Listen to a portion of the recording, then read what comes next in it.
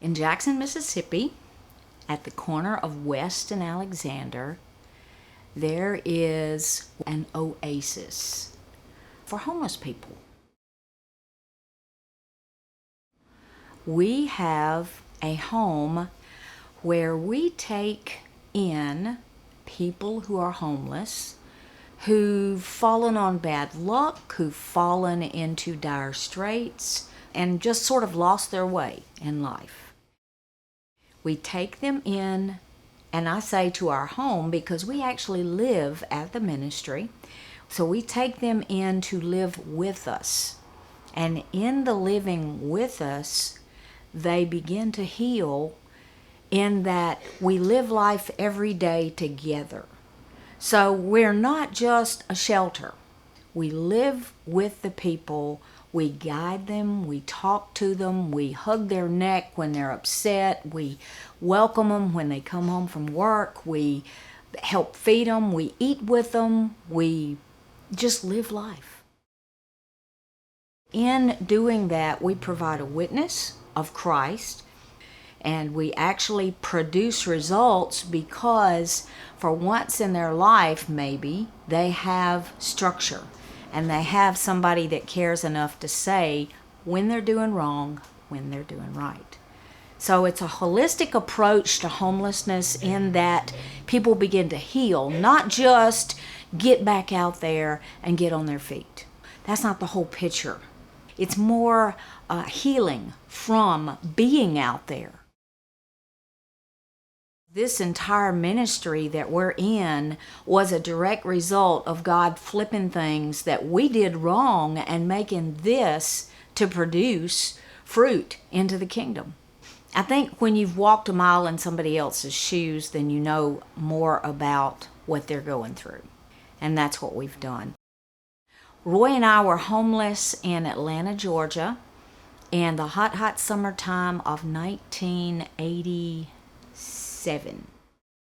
We became homeless because of our own actions. Nobody made us homeless. We made ourselves homeless.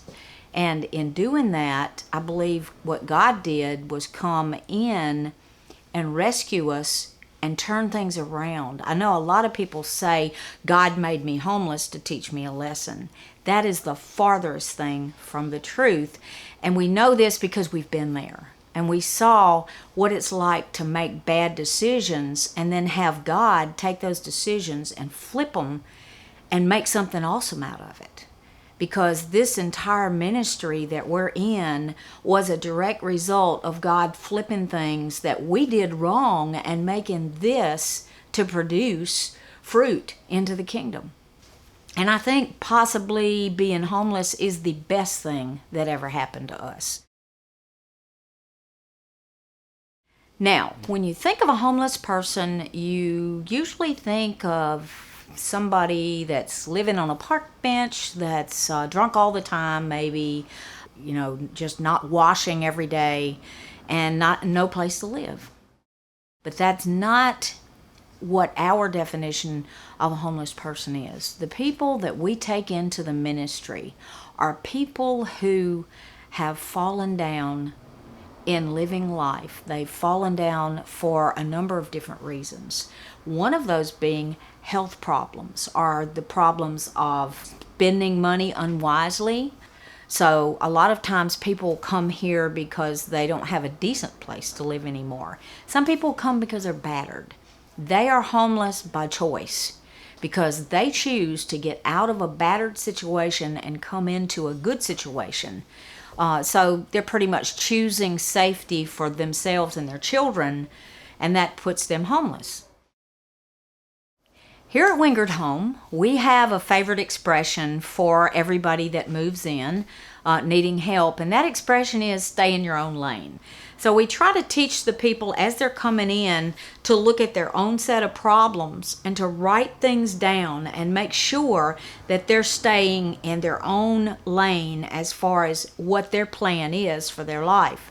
Now, success for most people across the board is going to be to get a job, to work and save their money, and to get on their feet. Now, what does getting on your feet look like? Well, for each person it may be different. Sometimes it's reconciliation with family so that you're able to rejoin a family unit. And for some people, it's going to be to heal from issues of feeling like you're not good enough, to feel like you can get up every morning and go to work and be successful. And success is not just about money. Success is about church planting. It's about getting involved in church units, and it's about getting involved in workplace. It's about getting involved back in your children's life if you're separated from your children. It's working a whole life plan, because you've got physical success, financial success, and then spiritual and mental success. So it all works together to put people back out in society. Now, we're long term because something like that is going to take at least 6 months to a year to accomplish successfully. And in doing that, it puts people on their feet without recidivism. We don't want to see that same person 2 years later saying, I messed up. That's going to happen sometimes, but real success says that that person moves out, gets on their feet, gets involved totally, and helps other people. Now that's really what success is all about. So I would say that as a person moves in and they get a job, they have clothes that they can wear to work, they get themselves fixed up. In other words, they dress better, they're healthier because they eat 3 meals a day, they're able to begin to feel better about who they are and what they can do. Then they start working. The next thing is to get a bank account, to learn how to save your money, then to begin to straighten up credit and old bills and things of the past. You want to get a car? Good idea. Jackson, Mississippi doesn't have a bus system that runs 7 days a week. To get a vehicle, you need to be legal. So we walk these steps out with every individual that comes through. What is your plan? What is your preference? Let's look at the options. And our job as the supervisors here, our job as the ministers here, is to show them the options and teach them how to make good decisions. The ultimate decision is up to them. The right to make that decision, that's theirs. But our job is to shepherd and guide and make available, opportunities so that they're able to make informed decisions about where they're going with their life. And that is a success. Now, once they've saved enough money, they have a vehicle, and they're ready to move out, then we take the donations that have come in, say housewares, blankets, bedding, personal care items, all those things, we're able to take those and give them to them.